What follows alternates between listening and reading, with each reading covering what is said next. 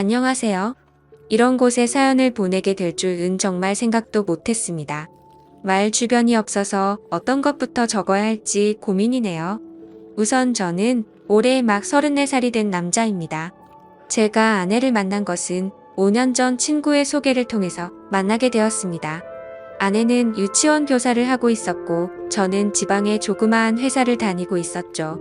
아내와 저의 나이 차이는 2살입니다. 아내가 27살 때 저를 만나 1년 연애를 하고 결혼을 했습니다. 아내의 집에서 제 아내는 장녀이고 밑으로 처제 1명이 있고요. 아버님께서는 교사직을 하고 계셨습니다. 어릴 때부터 엄한 아버지 밑에서 교육을 받았지만 공부를 썩 잘하지 못했다는 아내는 특히 처제에게 열등감이 많았습니다.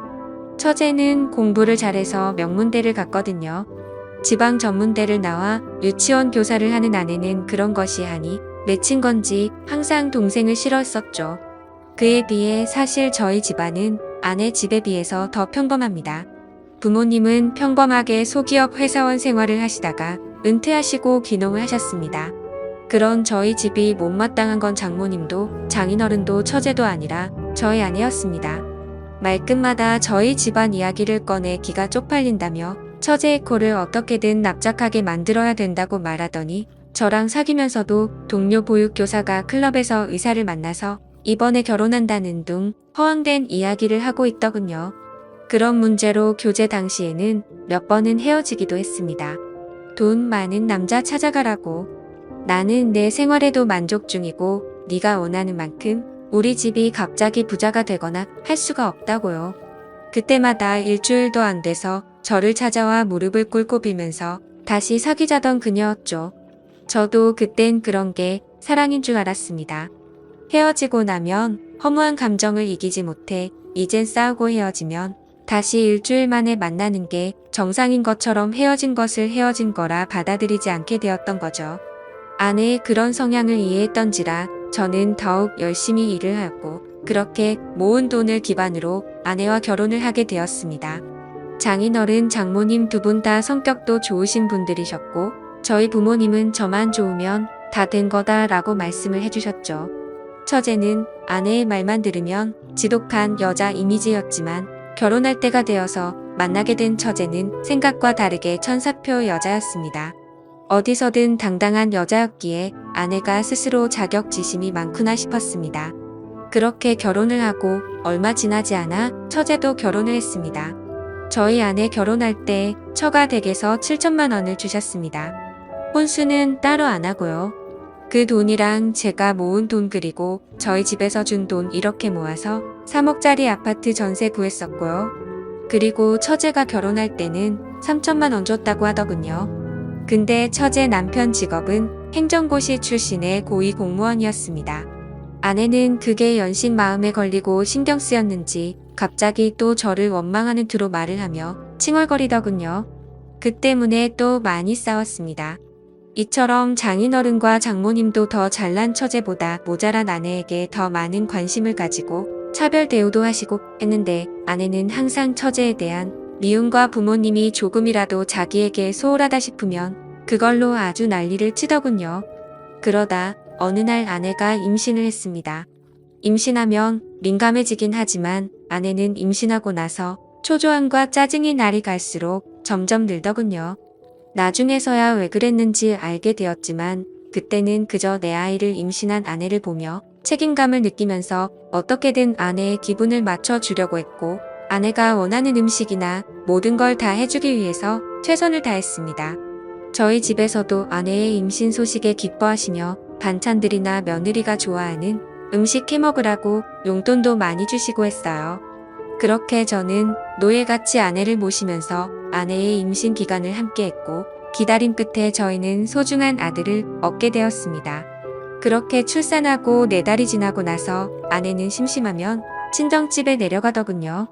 갓난 아이를 보기가 힘이 든다면서요. 이제는 돈벌이도 제가 외벌이로 바뀌었던지라 경제적 부담도 많이 느꼈지만 저도 최대한 일을 마치면 일찍 집에 들어가 아내를 위해서 아기도 돌봐주고 했거든요. 그래도 아내는 몸이 힘들다며 한 번씩 내려가던 게 이젠 거의 매 주말마다 내려갔습니다. 한 번, 두 번이야 저도 따라가고 했지만 어느새부터인가 아내가 내려가서 자신은 고향 친구들도 보고 싶고 해서 제가 따라오면 부담이 된다고 말하면서 혼자서 다녀온다고 말을 하더라고요. 그때부터 전 아내의 태도에서 뭔가 이상함을 느꼈습니다. 그러던 중 주말이 되자 한사코 저보고 따라오지 말라며 혼자서 첫 가를 내려가더군요. 그래서 집에 잘 도착한 건지 걱정이 되어서 아내에게 전화를 걸었더니 받지 않았고 장모님께 전화를 하니까 아이만 맡겨두고 친구랑 놀러 간다며 말하고 바로 나갔다고 하더군요. 그래서 장모님께 솔직히 말씀 좀 부탁드린다고 요즘 아내 이상한 점이 없냐고 하니 장모님이 머뭇거리시더니 사실 아내가 육아로 스트레스를 너무 많이 받았는지 내려올 때마다 이렇게 친구들이랑 놀고 온다고 하더군요. 저는 컴퓨터로 아내가 깔아둔 핸드폰 분실 추적 기록을 따라서 아내가 어디 있는지를 찾아봤더니 위치가 그 동네 번화가로 나오더군요. 그래서 짜증이 확 나서 아내에게 계속해서 전화를 하였고 받을 때까지 연속적으로 전화를 했습니다. 끝내 전화를 받자마자 아내는 짜증을 내더라고요. 친정집에 와서 좀 쉬지도 못하냐고 버럭 소리를 지르면서 화를 내더니 전화를 끊더군요. 그때 당시에도 아내의 핸드폰은 여전히 번화가였고 클럽의 위치를 가리키고 있었습니다. 그날 몇 시간 동안 계속 아내의 휴대폰을 확인했지만 새벽이 다 되어서도 그곳에서 나오질 않더군요. 결국 그 시간에 택시를 타고 아내가 있는 곳까지 갔더니 역시나 클럽이었습니다. 클럽에 들어갔더니 아내가 남자들 여자들 무리와 한 곳에 섞여서 놀고 있더군요. 얼마나 술을 마셨는지 저도 알아보지 못하고 옆 남자에게 기대어서 자고 있는 모습에 순간 화가 치밀어 오르더군요.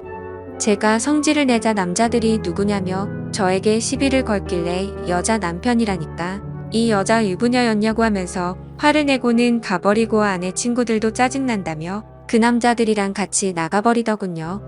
시간이 조금 지나자 아내는 술이 좀 깼는지 그때서야 저를 알아보며 여긴 왜 왔냐며 오히려 화를 내더군요.